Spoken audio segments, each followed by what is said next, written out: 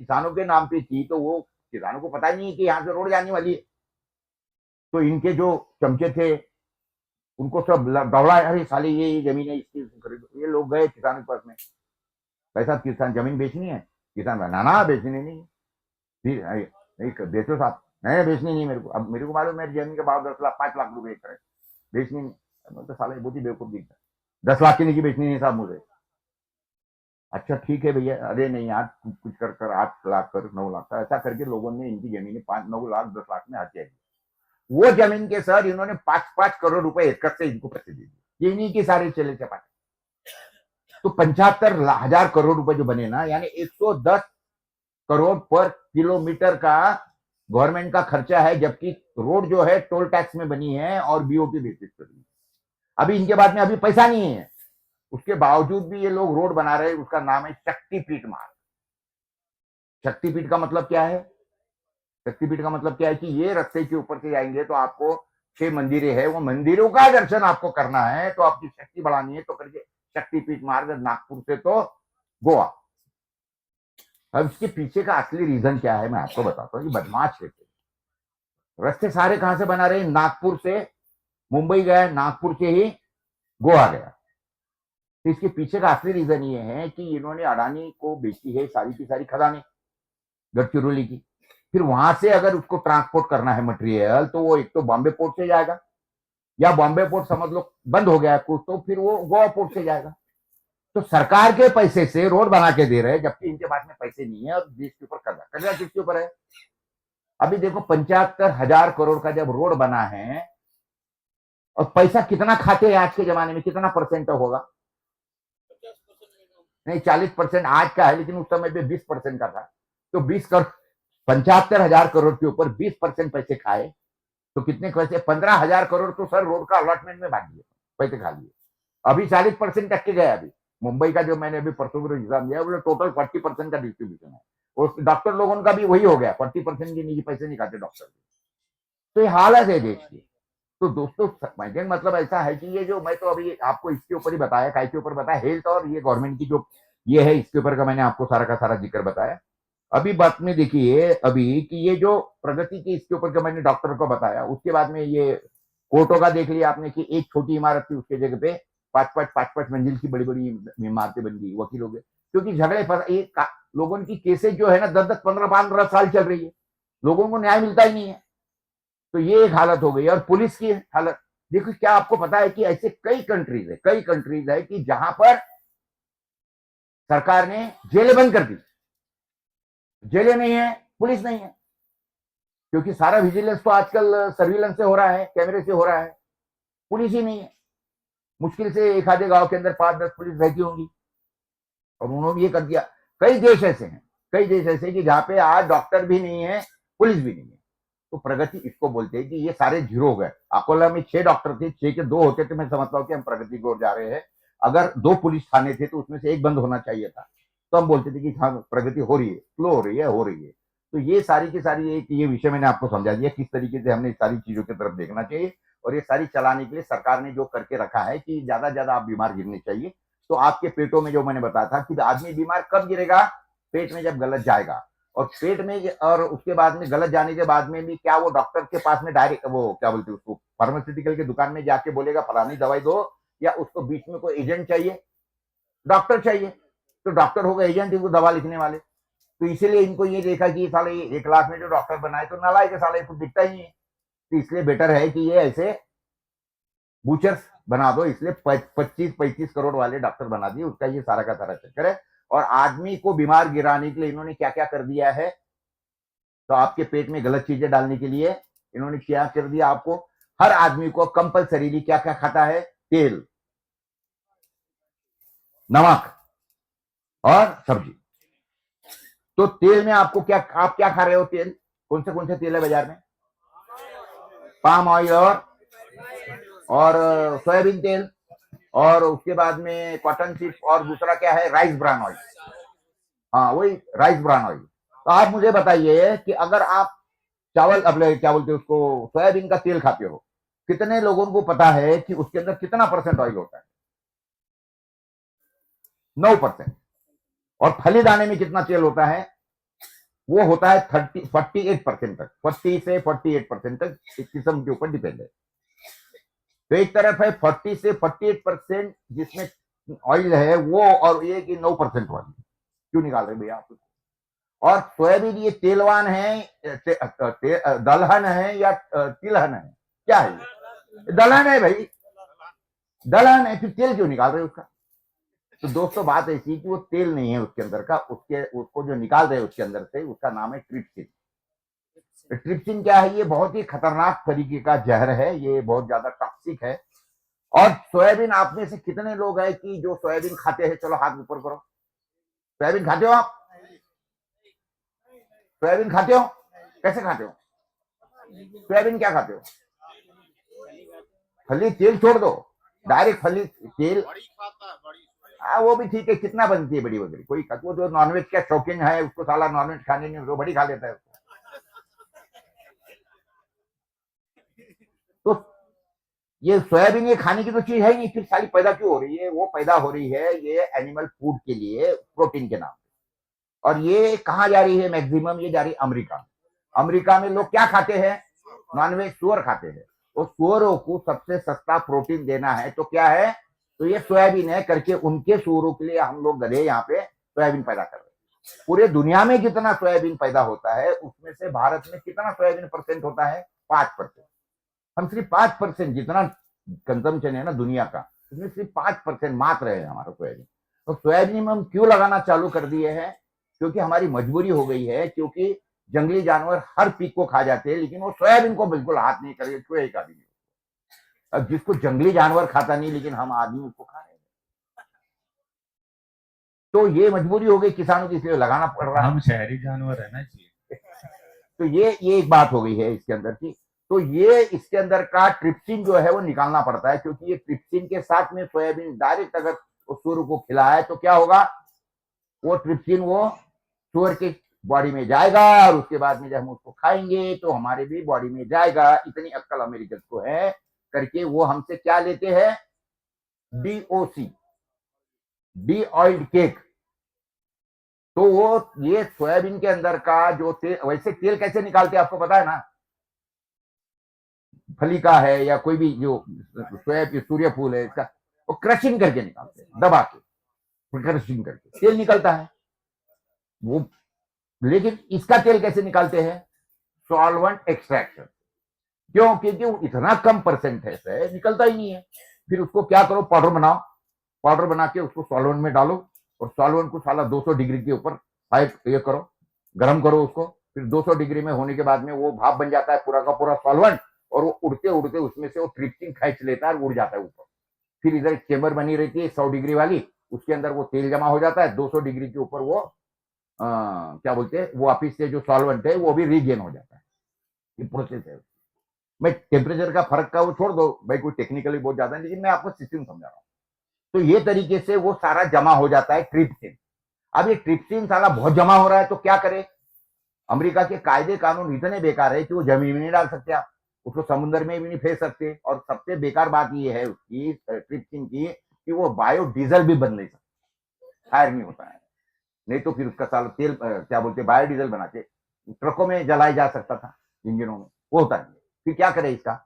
उनको ध्यान में आ गया, अरे यार दुनिया में एक देश है भारत,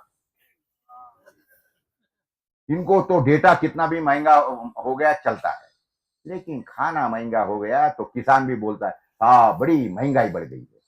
महंगाई की डेफिनेशन क्या है आप बताओ? बोलिए साहब, महंगाई के बारे में आप क्या क्या बोलेंगे बताओ? साहब तेल बड़ा महंगा हो गया, साहब दाल तो बड़ी महंगी हो गई, अरे साहब प्याज की तो क्या बात करे, 20 रुपए किलो प्याज हो गया, रुला दिया है प्याज। अभी तो मैं तो प्याज लेना बंद कर दी है। ये एक महिला का वो वीडियो लिया था, चल रहा था, वो महिला ने वो ओनियन की माला बना के गले में पहनी थी, ऊपर भी बनाया था उसने। बोले मैं तो अभी ऐसी चलती हूँ, इतना महंगा हो गया है। आई थी काय में मालूम है कि मर्सिडीज में आई थी, और 40 रुपए किलो प्याज हो गया था। तो ये देश के अंदर के लोगों के दिमाग में भूसा ऐसा भरा दिया है कि महंगाई की व्याख्या डेफिनेशन माने क्या? खाने पीने की चीज। अरे किसानों को ऐसी सभा चलती है, मैं उनको पूछता हूँ कि क्या बात है भाई, क्या परिस्थिति महंगाई की? बहुत महंगाई हो, जैसे हाँ बहुत है, तेल महंगा हो गया, वो दाल महंगी हो गई। अरे साले तू ही खुद उपजाता है और तू ही बोल रहा है महंगा हो गया। महंगा हो गया तो अच्छा है ना, तूने तो पेड़े बांटनी चाहिए। वो चौधरी चरण सिंह क्या बोलता था, जब जब देखो मैं किसानों की भलाई, मैं खुशियां ही खुशियां मनाई। अरे तो ये भाव बढ़े तो कहने का मतलब तेरे घर में पैसा आ रहा ना, तू नहीं पैसा कहता, लेकिन कोई भाई होगा, तू तू गेहूं पैदा करोगे, गेहूं की कीमतें होनी चाहिए। ये कितना क्या नालायकपन है, मैं इसके आगे इसके अंदर आपको समझाऊंगा क्या चल रहा है देश के अंदर। तो दोस्तों बातें ऐसी है कि ये सारी की सारी जो चीजें है वो इसलिए चल रही है। मेरे लिए कोई लिमिट नहीं है ना बोलने की। नहीं, अब तू मेरे पीछे आ गया तो मैं डर गया। नहीं नहीं, तो मेरे 4 सब्जेक्ट है, इसलिए मैं आपको पहले एक सब्जेक्ट खत्म करके उसके अंदर से निकालूंगा। तो दोस्तों ये बातें जो है ना, ये सारा का सारा फार्मा माफियाओं के हाथ का खेल चल रहा है।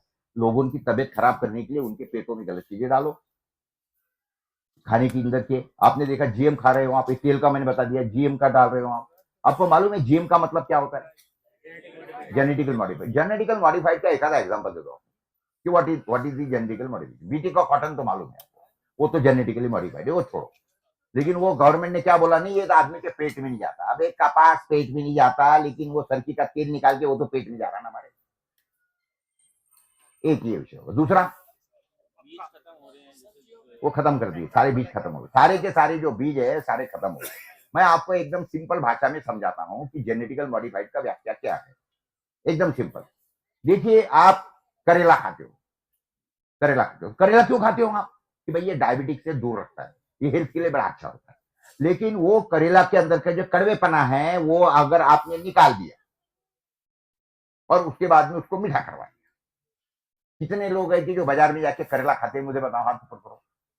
ऐसा लिया करेला तोड़ दिया, ककड़ी तो लेके खाते हो आप, करेला जाके कल जाके खाओ, मैं बताऊं, कड़वे करेले का कड़वेपन बंद कर दिया, निकाल दिया, करेले मीठे हो गए, दिखने में करेला है, दिखने में वो करेला है, लेकिन उसका उसके अंदर का जो कड़वापन है वो निकाल दिया। तो करेले का गुणधर्म निकाल दिया, जेनेटिकली मॉडिफाइड करवा दिया। दूसरा आपको एग्जांपल देता हूं टोमेटो का। पहले हमारे यहाँ टोमेटो आते थे, वो जो टोमेटो आते थे वो टोमेटो कैसे रहते थे, जो गावरानी, जो क्या बोलते उसको, आप क्या बोलते गावरानी को, तो टेढ़े मेढ़े रहते थे, एक साइज का एक नहीं रहता था साला, कोई टेढ़ा है कोई लंबा है, ऐसा है वैसा है। और दूसरा क्या है, वो थोड़ा पक गया तो पिलपिला हो गया, थोड़ा सा हाथ लग गया तो साले का पानी बाहर निकल गया, बीज ही बीज निकल रहे। आज के टोमेटो कैसे ऐसा, बीज भी नहीं है, और उसके बाद में वो 10-10 15-15 दिन खराब भी नहीं होते, मोटा हो गया, मोटा छिलका। अब ये कैसे बना दिया, मैं जेनेटिकल मॉडिफिकेशन का आपको एग्जांपल देता हूँ।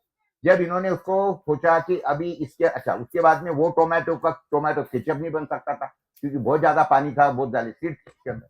तो उसके लिए उन्होंने टमाटो की नई किस्म तैयार कर दी। जो आप अभी टमाटो खा रहे हो ना, वो वही किस्म की एक प्रकार है।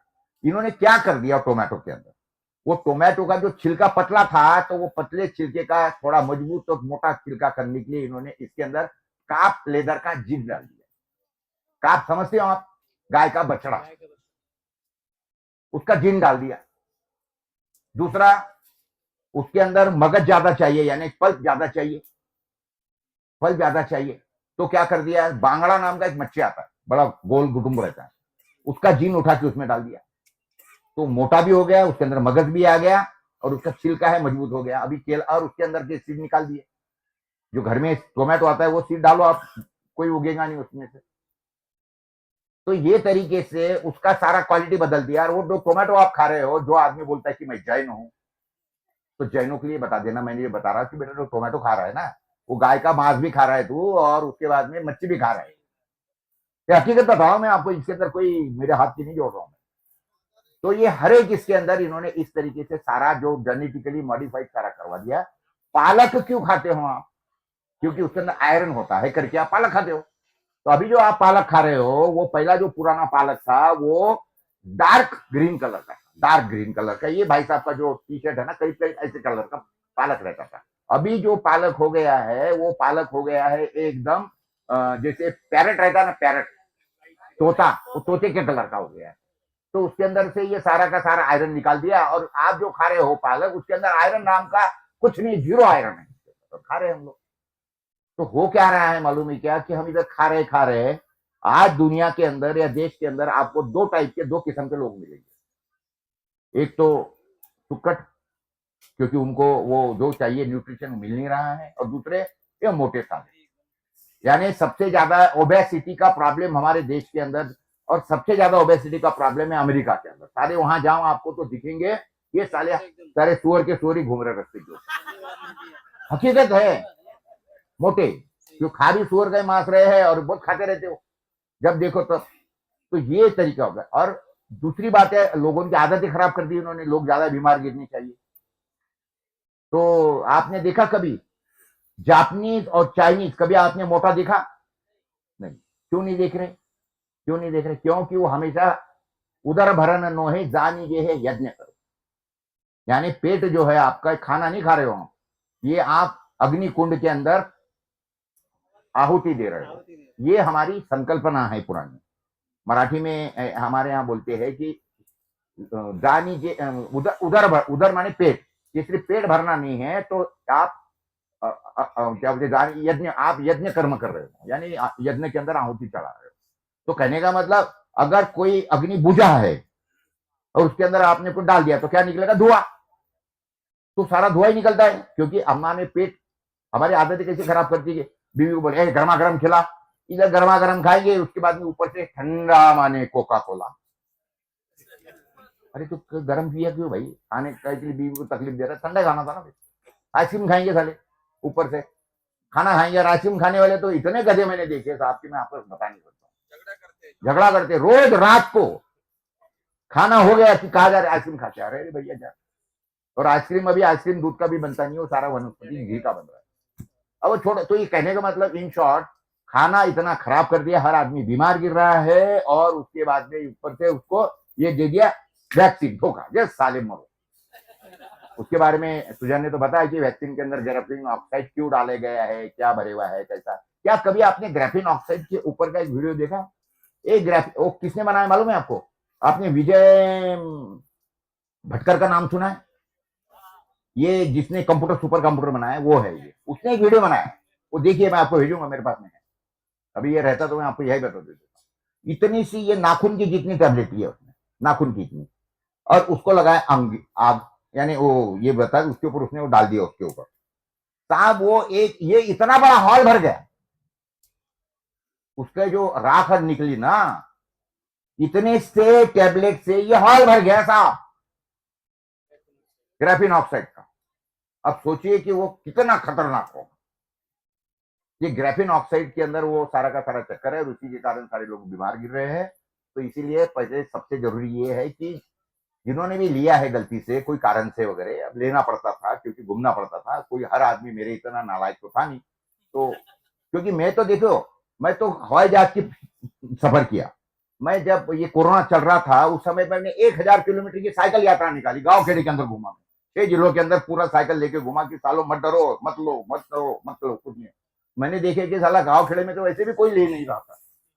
जो सारे जो बेवकूफ सारे भरे थे, वो सारे शहरों में जितने ज्यादा पढ़े लिखे और जितने ज्यादा अमीर, वो सारे बेवकूफ टकाटक होके जा रहे हैं।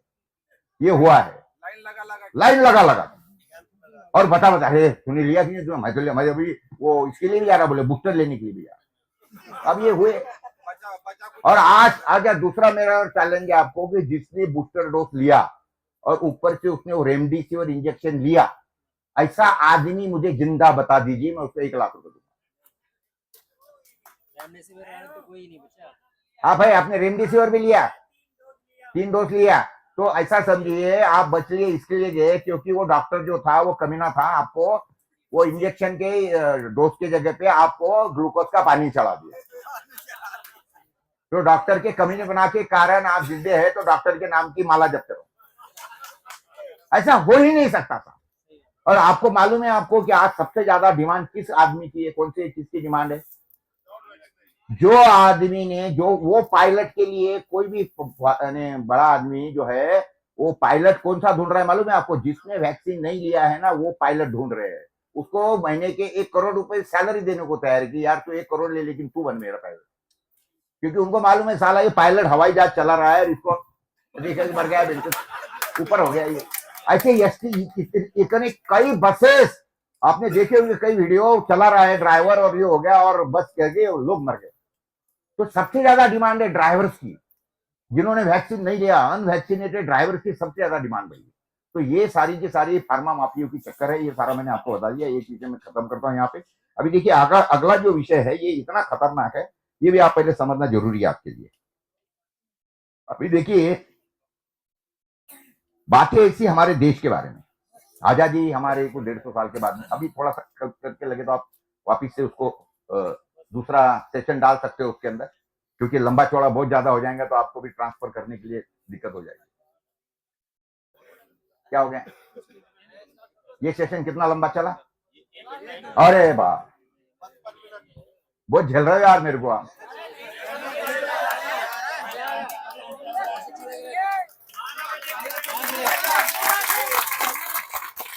आज मुझे ऐसा लगा कि वाकई में अच्छा बोल जाने, तो मैंने बंद कर दिया, तो ना कोई तालियां बज रही थी ना ही ये हुआ, और मैंने बोला बंद हो गया मेरा, तो भी नहीं बजी। मैंने बोला यार बंद करो, मैं तो सोच रहा था हमारी दुकान बंद करके। Thank you very much.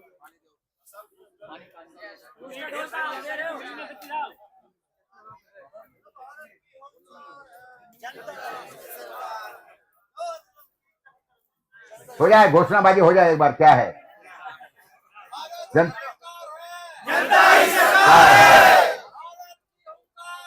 जनता ही सरकार है।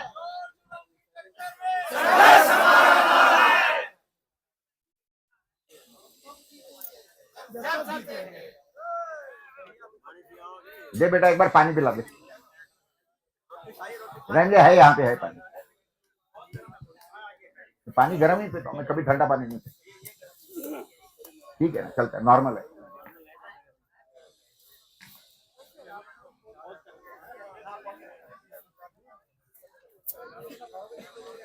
चलो वापिस चालू करें या जाना है किसी को?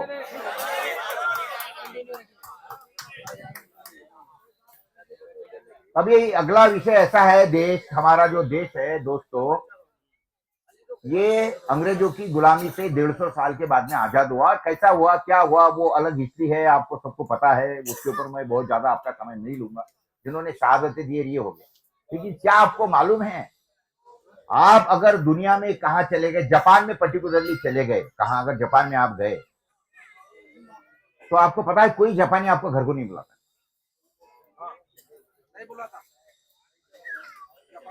कोई जापानीज आपको घर को न्योता नहीं देगा कि मेरे घर को खाना खाने आया, चाय पीने आया। भले आपका 2-3 साल 5 साल का उसके साथ में दोस्ताना हो जाए, लेकिन आपको कभी घर को नहीं बुलाता। तो क्यों नहीं बुलाता है? वो जापानी को जब पूछा गया है कि यार तेरा मेरा इतना दोस्ताना है, तू मुझे घर को नहीं बुलाता, क्या बात है? तो बोले हम इसलिए नहीं बुलाते उसको कि हमको जो भारतीय लोगों का जो इतिहास पढ़ाया जाता है, तो वो प्रेरणा लेने के लिए नहीं पढ़ाया जाता। प्रेरणा लेने के लिए नहीं पढ़ाया जाता, तो वो पढ़ाया जाता है सजगता के लिए। इनसे सजग रहो, इनसे संभल के रहो। तो पूछा गया है कि भाई सजगता और हिंदुस्तानियों से तो जापानी क्या बोलता है? जापानी से जब पूछा गया कि ये क्यों बात है, तो उसने बोला कि भारत में जो अंग्रेज आए थे वो कितने आए थे तुम्हारे देश के अंदर राज करने के लिए, कितने थे? तो बोलते शायद 10,000। तो बोले वो अंग्रेज 10,000 थे, तुम्हारे देश के अंदर लोग कितने थे? तो वो बोले उस समय पे 30 करोड़ 40 करोड़ हो गए। तो 40 करोड़ लोग एक तरफ और 10,000 लोग 1 लाख। अंग्रेज जो थे हमारे देश के अंदर, सबसे आखिरी की जो संख्या थी अंग्रेजों की सिर्फ 1 लाख थी। मैं आपके माहिती के लिए बताता हूँ, इससे तो 10,000 बोला, लेकिन वाकई में 1 लाख के ऊपर कभी अंग्रेज हमारे देश में नहीं थे। तो ये देश के अंदर एक बात सामने रखिए दोस्तों कि सिर्फ 10,000 अंग्रेज एक पहले जो आए थे पहले, वो तो सिर्फ 1,500-2,000 लोग आए। लेकिन उन्होंने जब रास्ते से मार्च करने निकले और ये गए टाप टाप टाप टाप वगैरह, अंग्रेज सिर्फ देख रहे थे। किसी ने ये नहीं किया कि आप हमारे देश में क्यों आए, क्या किसके पर इजाजत से आए, क्या है वगैरह। लेकिन जब राज भी करने लगे ना, तो अंग्रेज अफसर जो थे हमारे देश के अंदर वो सिर्फ 10,000, और आखिरी में पूरा का पूरा जो गुंबा हो गया था 1 लाख का।